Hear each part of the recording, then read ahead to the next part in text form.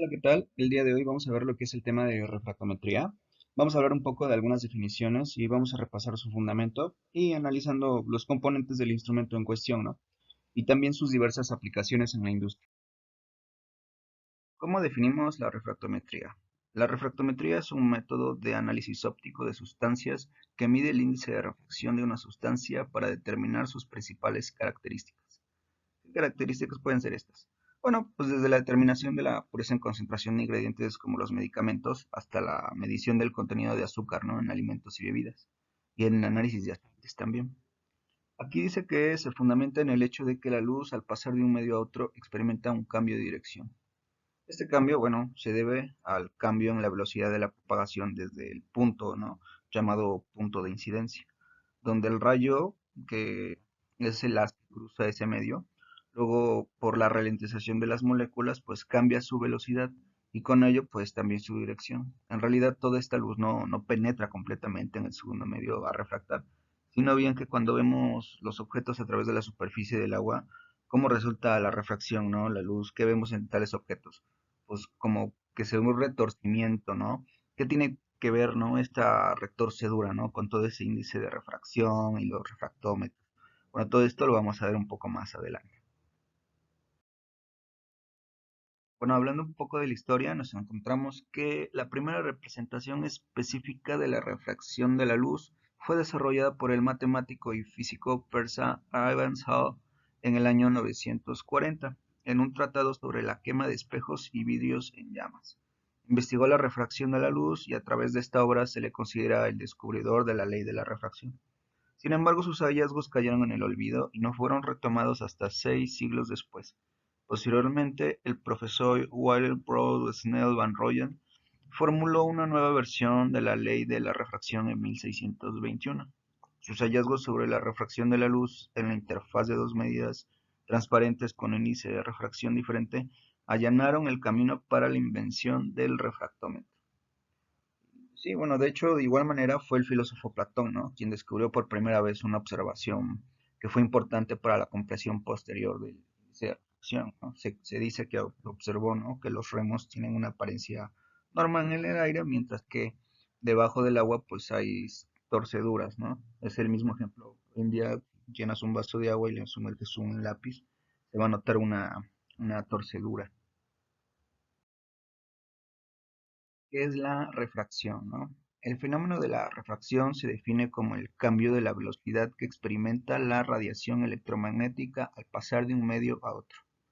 La refracción de la luz es evidente en la naturaleza, por ejemplo, que en la parte de la superficie del agua, los objetos o los animales que están total o casi parcialmente bajo el agua pueden parecer como doblados, ¿no? Acortados o elevados cuando se ven en una interfaz así, ¿no? Entonces, la causa de estas ilusiones es la refracción de la luz, ¿no? En la interfaz de dos medios con un índice de refracción diferente, ¿no? Este índice pues, se basa en la ley de Snell, ¿no? Lo cual pues describe la relación entre el ángulo de incidencia, que es donde está pasando esta flecha en el aire, y el ángulo de difracción, que es cuando ya entra en el agua. Por ejemplo, así, ¿no? Como se ve en la imagen. Y bueno, para llegar al siguiente nivel, en realidad hay algo llamado ley de Snell. En la pantalla se muestra un diagrama, y en este diagrama se divide en dos medios, el vacío y el vidrio. Así que vamos a suponer que B1 está en el vacío y este está viajando a la velocidad de la luz, la cual es 3 por 10 a la 8 metros sobre segundo. Esta va a estar representada con la letra C. Y bueno, me refiero con vacío a un área del espacio que no tiene nada. No hay aire, no hay gas y tampoco hay moléculas. Entonces es el puro vacío y así de rápido estará viajando la luz. Ahora, bueno, digamos que cruza el vidrio, toma un interesante fenómeno, se dobla. ¿Esto por qué se debe? Pues es por la ralentización de las moléculas. Al momento de doblarse, se dobla en dirección hacia la normal, que es la línea perpendicular del medio.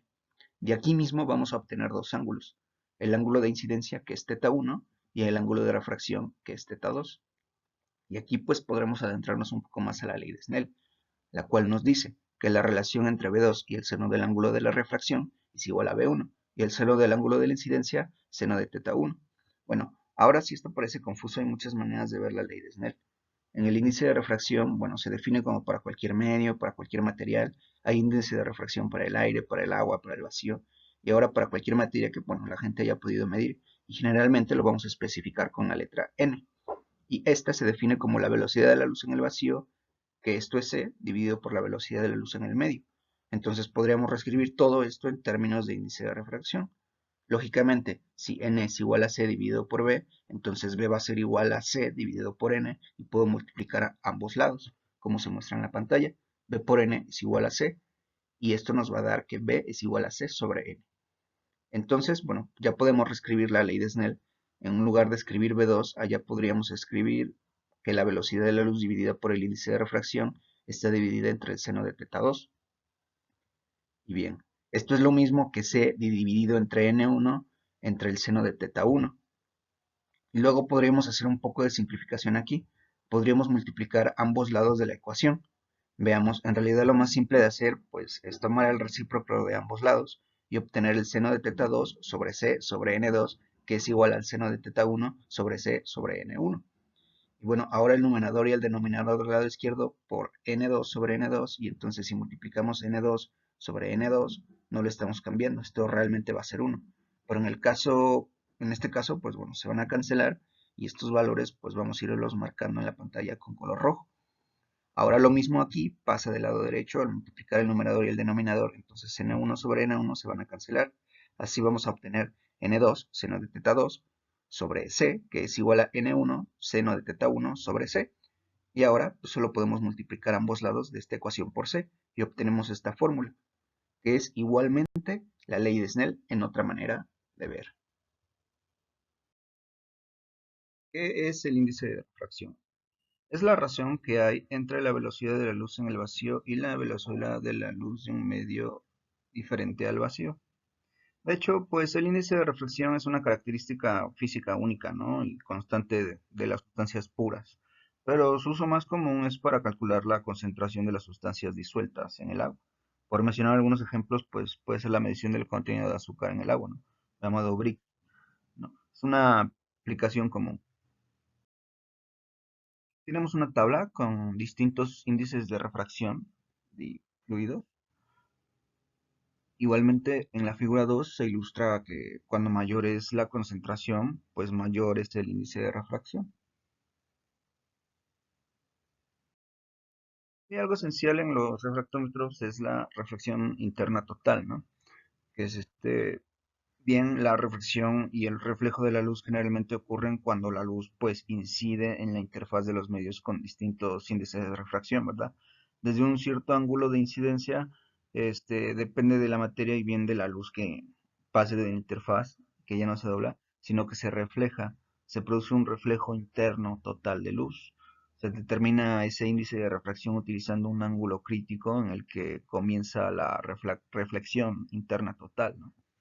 Aquí dice, el índice de refracción ND es el valor de la relación entre la velocidad de la luz en el vacío y la velocidad de la luz en el medio. D en ND se refiere a la longitud de onda de la línea de sodio a 589 nanómetros. Bueno, esos 589 nanómetros es la longitud de onda estándar, ¿no? De los refractómetros. Y en el ángulo crítico de la reflexión interna total juega un papel pues decisivo, ¿no? En los resultados de la medición del refractómetro, debido a que a los refractómetros utilizan el ángulo crítico de reflexión interna total para medir el índice de refracción de una muestra. Aquí como se ve en la imagen con un vidrio acrílico, el ángulo crítico de refracción total interna es de 42 grados, lo que da como un resultado de refracción, ¿no? Cuando se mide a ciertos grados centígrados. ¿Qué se aplica en la reflexión interna total? Pues evidentemente la ley de Snell, ¿no? Esta ley describe la fórmula detrás de la refracción.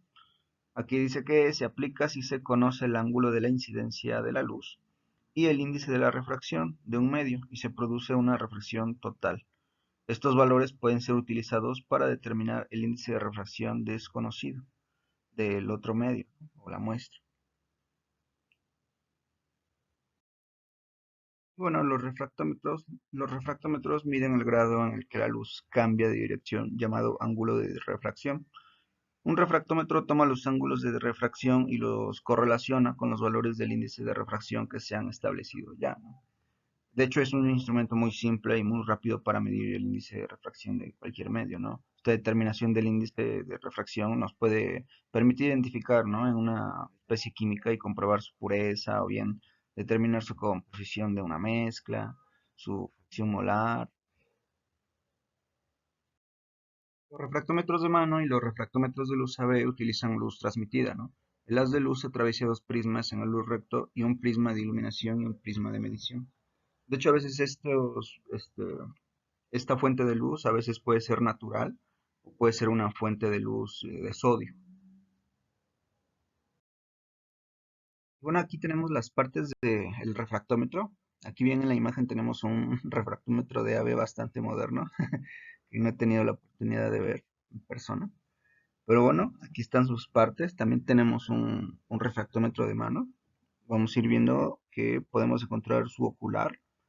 Yo he visto modelos que tienen dos oculares. Esto, bueno, permite señalar la línea divisora entre las dos zonas claras y oscuras, que eso ahorita vamos a ver más adelante, que permite, ¿no?, la lectura de la escala del índice. También nos encontramos con su corrector de dispersión, sus prismas de iluminación. A veces la fuente de esa luz puede ser monocromada, de luz natural, ¿no? O a veces generalmente de sodio. Su termómetro se encuentra, prisma de refracción. Bueno, estos rayos de luz se refractan y viajan a través de esta interfaz, ¿no?, en diferentes ángulos. Se encuentra aquí también el tornillo de calibración. Esto crea un área claro-oscura en la pantalla, ¿no? El índice de refracción se puede leer en una escala continua cuando se ajusta, ¿no?, en la línea de corte. Y bueno, los tubos para hacer circular agua termostizada. Bueno, eso es un sistema de regulación de temperatura.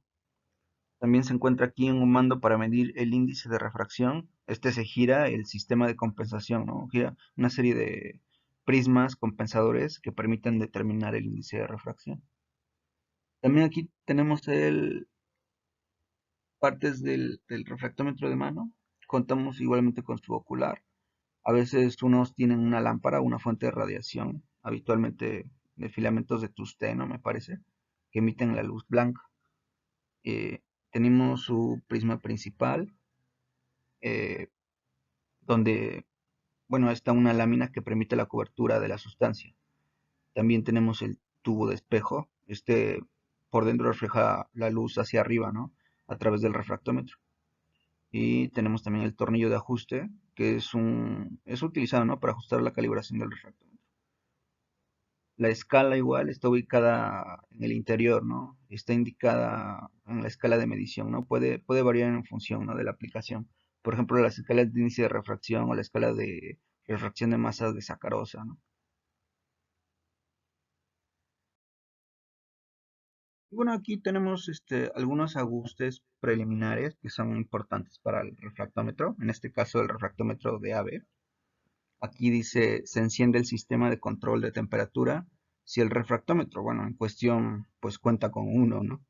Si dice aquí, dirija el refractómetro hacia la luz o ilumine el sistema de prisma. Ya sea utilizando una lámpara, ¿no?, monocromático, a veces como se mencionó hace un momento, de luz natural, ¿no? Luego se abre y se orienta, ¿no?, correctamente el pequeño obturador, cerrando la ventana de iluminación, ¿no? Se ajusta el enfoque de los oculares para tener una visión clara, pues, de la escala, ¿no?, de lectura del índice de refracción. Luego encuentra la temperatura usando el termómetro. Levantamos el prisma móvil y pues limpiamos cuidadosamente las dos caras visibles, ¿no?, con un papelito, ¿no?, suave o un algodón empapado de alcohol. Después, para la colocación de la sustancia, aplica el líquido en cantidad suficiente con una pipeta en la cara horizontal del prisma refractométrico. De hecho, bueno, hay que tener mucho cuidado de no rayar la cara del prisma durante esta manipulación, ¿no? Es mejor evitar, ¿no?, cualquier contacto entre la pipeta y el vidrio del prisma. Además es importante, ¿no?, que toda esta superficie del prisma esté cubierta de líquido. Y bueno, doble suavemente el prisma. El medio, primero, estas diferentes operaciones se realizan mirando, ¿no?, a través del ocular. Con el botón estirado derecho introduzca el campo de visión y el límite de separación de las dos zonas claras y oscuras. Esta línea de separación es más o menos clara, ¿no? Se observa cuando se trabaja con la luz no monocromática. Actuando sobre el mando moleteado izquierdo que controla la rotación del sistema de compensación. Bueno, aquí bien se obtiene, ¿no?, un contraste máximo de las dos zonas, ¿no? Aquí una línea de la separación lo más clara posible y así eliminando ese brillo, ¿no?, que se ve radiante. Finalmente se ajusta esta línea de separación a la intersección de la cruz, nuevamente usando el botón moteado derecho, ¿no? Una vez realizadas estas operaciones, bueno, basta nada más con mirar el ocular y leer los valores, ¿no?, del índice de refracción y checarlo en la escala superior. Bueno, aquí tocando el aspecto del campo de visión observable ocular. Aquí las mediciones de la refractometría ahora sí que dependen de gran medida de la longitud de onda de la luz aplicada en la muestra y de la temperatura de la muestra. Igual eso es muy importante, ¿no? Los refractómetros estándar utilizan una longitud de onda de 589 nanómetros y toman medidas a 20 grados centígrados. Aunque la longitud de onda es fija, las temperaturas de la muestra pues varían, ¿no? A menos de que se controlen y afectaran las medidas de la refractometría, ¿no? Aquí se ven las imágenes, ¿no? Son los rayos que irradian en este ángulo menor, que es el ángulo crítico, se observa a través de la reflexión total interna, este, pasan, ¿no?, a través de un prisma de medición. Esto crea un área como clara, oscura en esta pantalla. Este índice de refracción se puede leer, ¿no?, de una escala continua cuando se ajusta la línea de corte. Y bueno, finalmente, una vez realizada la medición, hay que limpiar los prismas, claro, ¿no? Levantar el prisma móvil, frotar suavemente los dos prismas, primeramente, ¿no?, con papel, muy suave, ¿no?, con un algodón para empapado, ¿no?, con alcohol. Bueno, eso va a depender de la naturaleza de la muestra, ¿no?, que se haya medido. Luego se seca, ¿no?, con un papel muy limpio y suave para evitar dejar partículas ahí.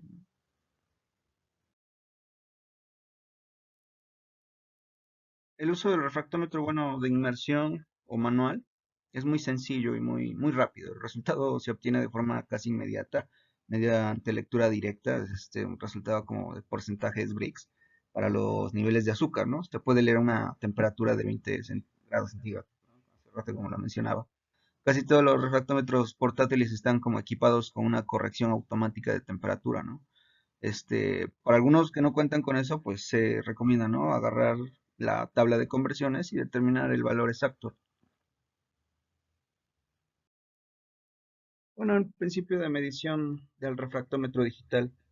La fuente de luz y el fotodetector se encuentran en el mismo lado de la muestra, ¿no? La fuente de luz y el prisma y el fotodetector están alimentados entre sí de una manera que significa que se produce una reflexión interna total sobre toda la superficie del prisma, siempre que no haya muestra en el prisma. Bueno, en la pantalla se ejemplifica mejor. Aquí, como pueden ver, eh, para una muestra de agua en un prisma de zafiro, el ángulo crítico de refracción interna total es de 49 grados, ¿no? Y aquí del otro lado, para una muestra de miel con un contenido de agua, el ángulo crítico de reflexión total es de 57 grados. Al parecer, el área iluminada, ¿no? Em, o no iluminada del fotodetector, ¿no? El ángulo a partir de la cual surge la reflexión interna total separa, ¿no?, notablemente las dos áreas a través de las cuales se pueden determinar los índices de refracción. El índice de refracción, bueno, proporciona información sobre la pureza de la sustancia, pero no de su composición exactamente, ¿no? En este caso de la miel, la refracción de la luz depende del contenido del agua. Cuando mayor sea el contenido del agua, pues más rápido va a ser la velocidad de la luz a través de la miel y menor será el índice de refracción. Estos refractómetros digitales funcionan con una luz reflejada. Y bueno, esto significa que la luz tiene que atravesar la muestra. Como este resultado muestra como la textura, ¿no?, la estructura de la misma muestra solo tiene una pequeña influencia en la medición, ¿no? Incluso las muestras supuestamente difíciles, se dice que pueden ser medidas con un refractómetro digital. Son muy potentes. Aquí generalmente vamos a hablar de las aplicaciones del refractómetro. Los refractómetros se utilizan para garantizar la calidad en las industrias farmacéutica, química, alimentaria y de bebidas, así como en la producción de aromas, perfumes y aceites esenciales, o en las industrias petroquímica, metalmecánica y automotriz. Bueno, en términos generales, la determinación del índice de refracción ayuda a examinar la pureza, ¿no?, de las sustancias de forma más rápida y fiable. Además, el progreso de las reacciones, ¿no?, de las conversiones de sustancias se pueden leer a través del índice de refracción.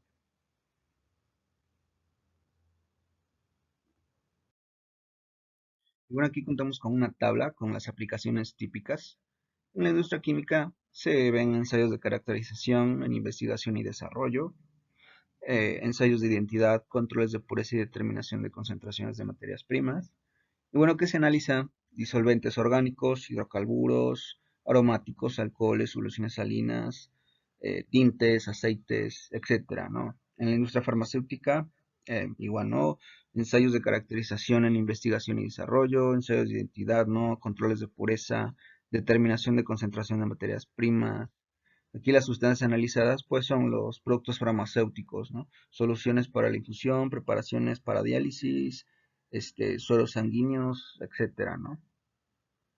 También no está incluido acá, ¿no? Pero en las hospitales y farmacias, ¿no? La inspección de mercancías entrantes y salientes, ¿no? La comprobación de los medicamentos para las farmacopeas, ¿no? Esos análisis de discreciones corporales, ¿no? Como les dicen. Medicamentos, ¿no? Soluciones para perfusión, sueros sanguíneos, como aquí dicen, ¿no? Preparados para diálisis, etcétera. También igualmente los laboratorios, ¿no? Las pruebas, ¿no? Estos incluso también ocupan los ensayos de productos alimenticios y farmacéuticos. Estos comprueban, ¿no?, el cumplimiento de las normas y también, pues, checan, ¿no? Las sustancias analizadas son muestras igual a alimentos, muestras de investigación, desarrollo, ácidos bases y también, ¿no? Aquí en la industria de petroquímica, automotriz y de aviación, ¿no? Aquí se habla de prueba de identidad y determinación de concentración, inspección de mercancías salientes, prueba de estabilidad. Y se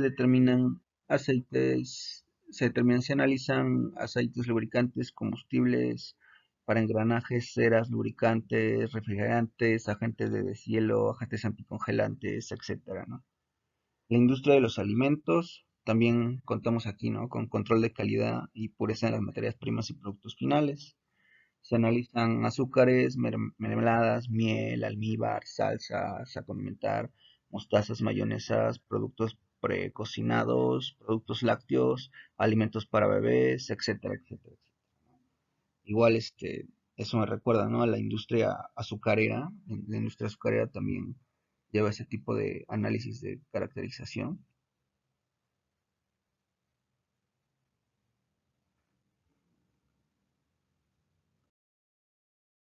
Bueno, como conclusión, ¿no? La refractometría es un método analítico probado en el tiempo que sigue siendo un elemento básico en los laboratorios modernos. La selección del refractómetro adecuado depende de su necesidad de precisión, rendimiento de la muestra, ubicación de la medición, interoperabilidad con los otros instrumentos y requisitos para el manejo y procesamiento de los datos, ¿no? No, ¿qué otras conclusiones podemos llegar, no? Los refractómetros también se diseñan, ¿no?, y se utilizan de acuerdo a normas. Eso no se incluyó, pero los estándares en refractometría se regulan bajo los aspectos de prácticas y mejoras, ¿no? En condiciones ambientales, ¿no? Y las preparaciones de la muestra, así como las tolerancias de la medición, propiedades y las características del equipo. O sea, todo eso tiene una certificación. Cada cosa, la calibración en los instrumentos, quien realice o que ocupe los refractómetros tiene que basarse a las especificaciones normativas, ¿no? Que pueden garantizar las mediciones que sean correctas, ¿no? Que funcionen de acuerdo a los procedimientos reproducibles que ya existen. También hay que recordar que en analítica instrumental, ¿no?, la comparabilidad de los resultados de las mediciones, pues, es de vital importancia. Por lo tanto, ¿no?, los procesos analíticos modernos se basan en especificaciones y reglas establecidas en normas nacionales e internacionales también. Y bueno, con esto finalizo esta presentación, ¿no? Agradeciendo de antemano la atención y dando créditos a la Facultad de Ciencias Químicas. y a mi docente a cargo de esta materia de análisis instrumental.